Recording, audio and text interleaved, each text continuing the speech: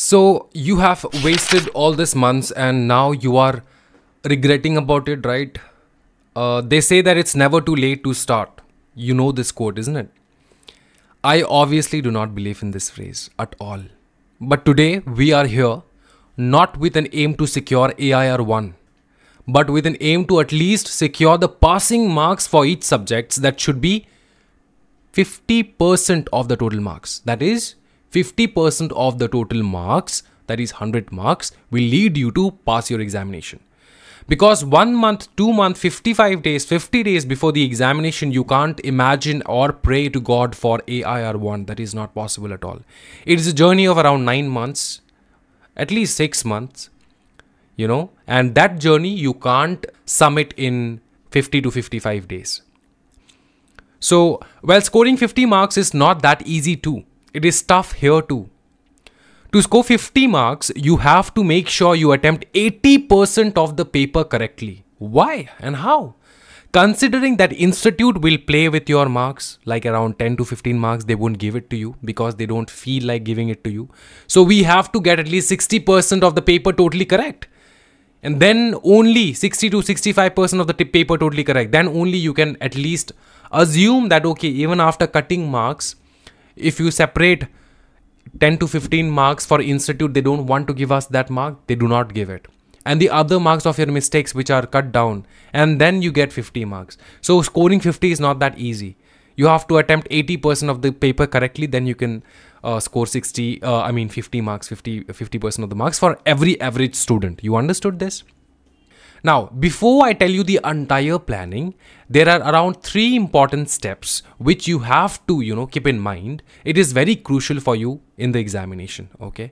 So to score good, you have to consider these 3 following things, and then I'll tell you the plan how to go ahead for the preparation of this 50 days, planning for your December examination. Number 1 of this 3 important crucial points is, number 1, keep your paper clean and well drafted. If you write cursive and have a bad handwriting at the same time, then take the help of the video given in the description to improve your handwriting. Institute claims that the marks which are allotted by it all depends on the checker who checks the paper. So to set a good impression without meeting the checker is to make sure your paper is attractive. Because you are not going to meet the checker personally, right? Your paper will go to the checker and he have to calm down looking at your paper.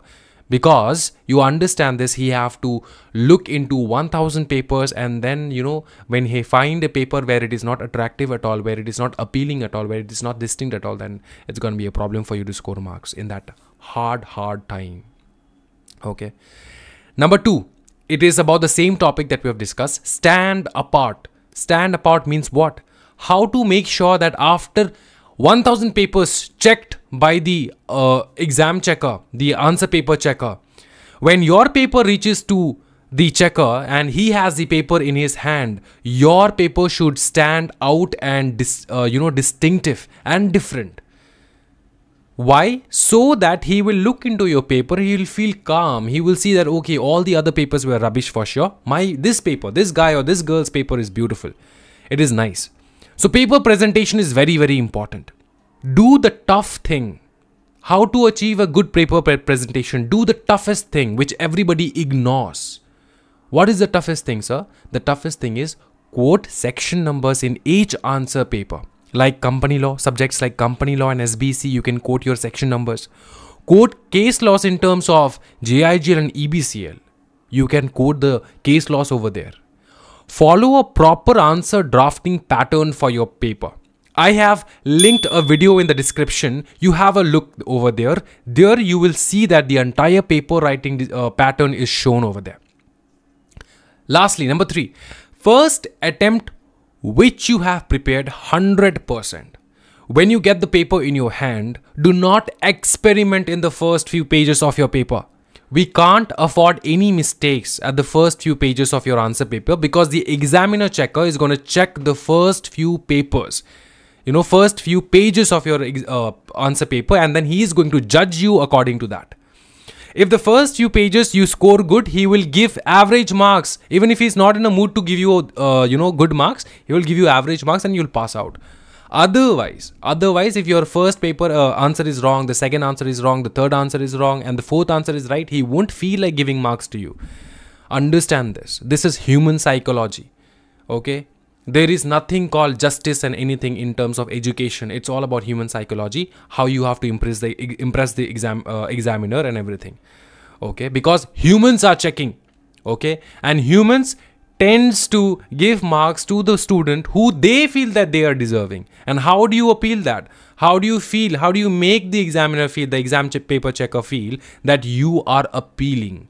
Okay, and you are appealing, you are different, and you are the best by your presentation, isn't it? So that thing you have to keep in mind. Okay, the first few pages of your paper, we can't afford any mistakes. Also try to maintain a sequence of your answer. Don't jump to random questions like question number 2A, then question number 5B, then question number 1D. No, do not answer like that. Make sure if you are answering question number 2, then attempt all of question number 2. Then move to the other questions. Okay? If you are not being able to answer question number 2, A, B, C, D, E, F all together at the same time, at least make sure that you answer 2, A, B, C. Then you move to a different question, like question number 3 or question number 4. In case you are not confident about question number 2, D, E, F. Understood? So that sequence should be there. If you are attempting question number 2, then make sure question number 2, A, B, C, you're attempting all the questions. Do not do like this. Question number, question number 2A. Next question number B, 5B. Next question number 1D. Do not make that mistake. You will not get the extra marks, that moderation marks that is given by the institute. Okay, make that sure. Because right now, you are the critical person. You have not studied well. You have to make sure that you are not making any other mistakes in the answer paper other than less amount of preparation. Yeah, that's true. Your preparation is not that good, so you can't afford any other marks deduction in your answer paper. Make that clear. Now, coming back to the plan on how to start your preparation from here. The only thing that can guarantee your success in this examination from here is your dedication towards your examination right now. So what to do? How to plan? Students, hear me very clearly. Students who are in dilemma that they should give 1 module or 2 modules still now, even after registration, go for 1 single module without any doubt. Because you are having a doubt in your mind, you can't, that means that your preparation is not good for both the modules. Go for 1 single module. Okay. Now let's hear it. Let's hear what are the things that we have to do. First, understand that to crack the examination, you have to score equal marks in all the subjects. Analyze your weakest subject and allot more time to that from today. For theory subjects, make sure you are studying 2 theory subjects a day and 1 practical. For practical papers, make a study chart comprising of what? The formulas for that particular subject. For example, tax law, CMA, FM, SLCM. Understood? They have formulas. So maintain a separate formula book for them. Similarly, maintain a separate section chart for company law, SBEC, and a separate case law charts for JIGL, EBCL. Understood? That will help you revise 1 day before the examination. Understand this. This will help you to execute an answer with a better mark weightage. Understood? Your weightage may increase if you just follow this simple stuff. Understood? Secondly, the most difficult subject or paper you feel like you have to study that when you wake up.